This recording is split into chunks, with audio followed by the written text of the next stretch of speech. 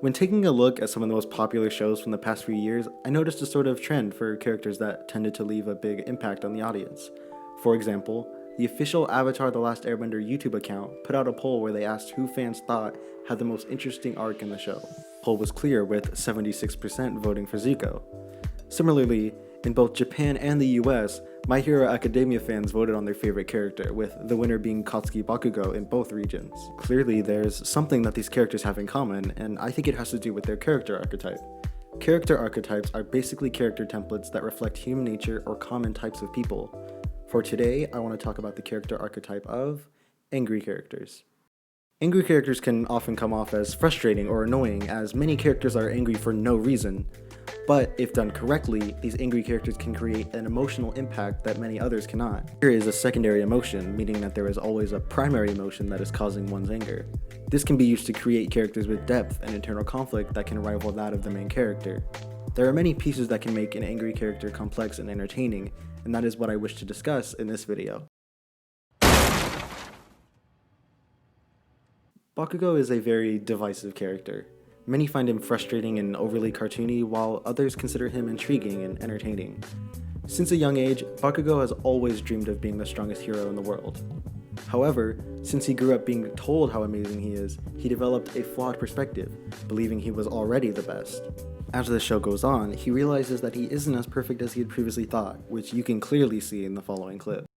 Don't talk to me like I'm an idiot. You already made a fool out of me in that damn training exercise. So? Did you come here to rub it in? I lost, and to make matters worse, it was to you! I came in first in the exam! But that's not enough!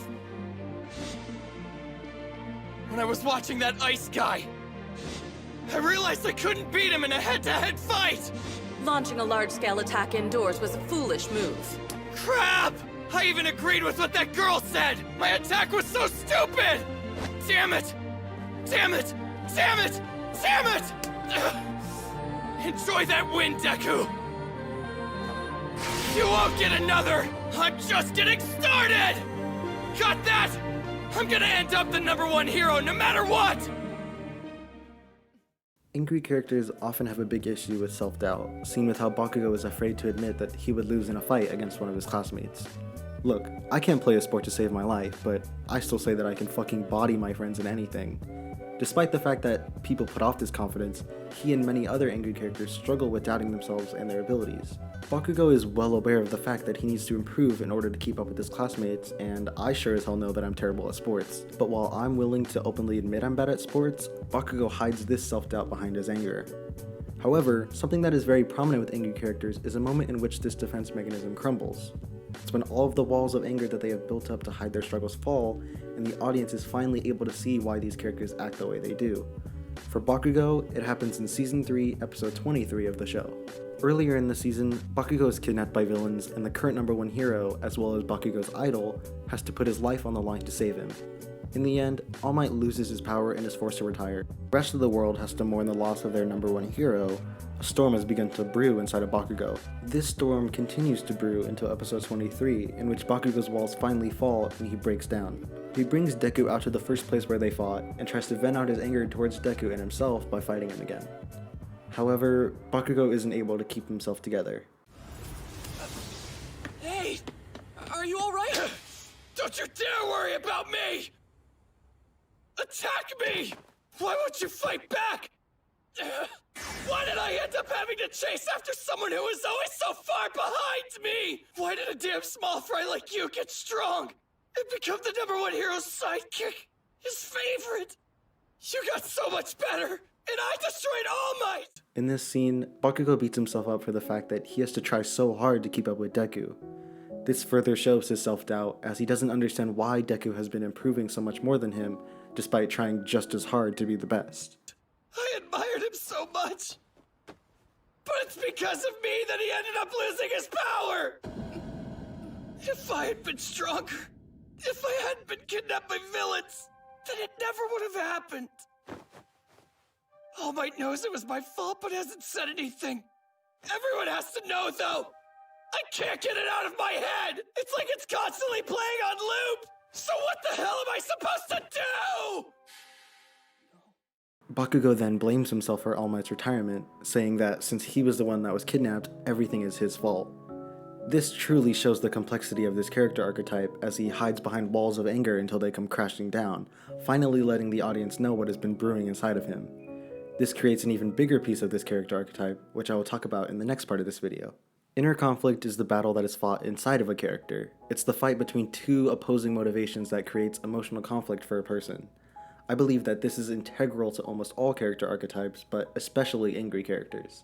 This is due to the fact that angry characters need inner conflict to fuel their anger. Without this, they would have no foundation for their character archetype, losing all of their entertainment value. And what better character to use as an example for inner conflict than everyone's favorite boy?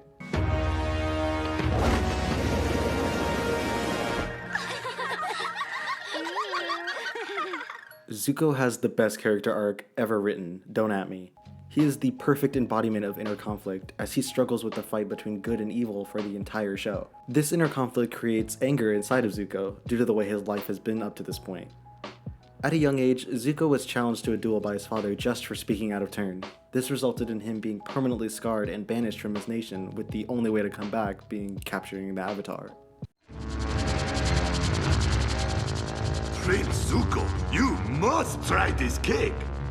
I don't have time to stuff my face! I must capture the Avatar to regain my honor! Well, while you do that, maybe I'll capture another slice! You sicken me! On the other hand, Zuko has the influence of his uncle Iroh. Ever since Iroh lost his son in the war, he has been a kind-hearted man who has treated Zuko as his own. Even when banished, Iroh supports him despite knowing it is wrong. He wants Zuko to be a good person and discover what's right on his own while guiding him alongside the way. To quote a random YouTube comment I saw, Iroh was the father Zuko never had, while Zuko was the son that Iroh had lost. Through the tiniest hole and escape. I don't need your wisdom right now, Uncle. I'm sorry. I just nag you because, well, ever since I lost my son, Uncle, you don't have to say it. I think of you as my own. I know, Uncle. We'll meet again. After I have the Avatar. These two sides of Zuko's life create the best example of inner conflict. It's what makes Zuko not just my favorite character in the show, but my favorite character in all of fiction. Zuko has two motivations pulling him in two different directions. On one side, all he wants is to win back his father's love and return to his life as a prince. His destiny, or at least what he believes it to be, is to capture the Avatar and restore his honor and place as next in line to the throne. But on the other side of his inner conflict, Iroh teaches Zuko the truth about his destiny in a scene where Zuko acts towards achieving his quote-unquote destiny. What are you doing here? I was just about to ask you the same thing. What do you plan to do now that you have found the Avatar's bison? Keep it locked in our new apartment? Should I go put on a pot of tea for him? First, I have to get it out of here. And then what? You never think these things through. This is exactly what happened when you captured the Avatar at the North Pole. You had him, and then you had nowhere to go. I would have figured something out. No! If his friends hadn't found you, you would have frozen to death. I know my own destiny, Uncle. Is it your own destiny? Or is it a destiny someone else has tried to force on you? Stop it, Uncle. I have to do this. I'm begging you, Prince Zuko. It's time for you to look inward and begin asking yourself the big questions. Who are you? And what do you want?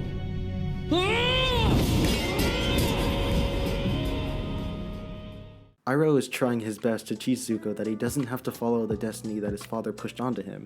He's allowed to choose who he wants to be and how he wants to live his life. Later on in the show, Zuko ends up pursuing his father's side of the conflict, betraying his uncle and returning to the Fire Nation. In a scene where he talks to his sister and her friends, the show further shows how his inner conflict and anger work masterfully together. The scene acts as the moment in which Zuko's walls fall and he lets the audience in to truly understand what he's going through. Totally break out. Bad skin? Normal teenagers worry about bad skin. I don't have that luxury. My father decided to teach me a permanent lesson on my face. Sorry, Zuko. For so long, I thought that if my dad accepted me, I'd be happy. I'm back home now. My dad talks to me. He even thinks I'm a hero. Everything should be perfect, right? I should be happy now. But I'm not. I'm angrier than ever and I don't know why. There's a simple question you need to answer then. Who are you angry at? No one. I'm just angry. Yeah. Who are you angry at, Zuko? Everyone. I don't know. Is it Dad? No. Your uncle? Me? No. Then who? Who are you angry at? Answer the question, Zuko. Talk to us. Come on, answer the question. Come on, answer it. I'm angry at myself!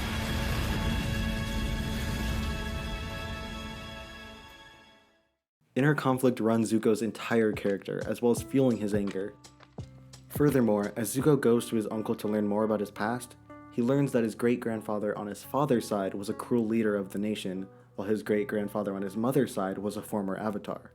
This further shows the conflict and anger that brews inside of Zuko, as he is at war with himself and his past. You sent this, didn't you? I found a secret history, which, by the way, should be renamed the history most people already know. The note said that I needed to know about my great-grandfather's death, but he was still alive in the end. No, he wasn't. What are you talking about? You have more than one great-grandfather, Prince Zuko. Sozin was your father's grandfather. Your mother's grandfather was Avatar Roku.